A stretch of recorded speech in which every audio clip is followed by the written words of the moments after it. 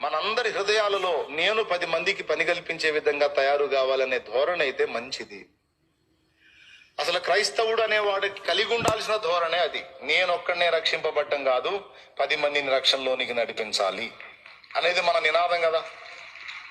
నేనొక్కడిని నా నిత్య జీవానికి వెళ్ళటం కాదు, నేనొక్కడిని నరకం తప్పించుకోవటం కాదు, 10 మందిని తప్పించాలి, 10 మందిని నిత్య జీవానికి చేర్చాలి అనేది కదా మన భారం.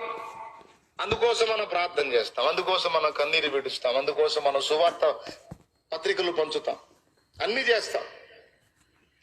మన టైముని, కష్టాన్ని, ధనాన్ని అన్నిటినీ వెచ్చించి 10 ఆత్మల్ని రక్షించాలని తపన పడతాం మనం. అది ఒక క్రైస్తవుడి యథార్థమైన హృదయం, మంచి హృదయం, దేవుని మనసు. అది ఎవరి మనసు? దేవుని మనసు. తన కోసం తను బ్రతకటం కాకుండా 10 మంది కోసం బ్రతకటం అనేది.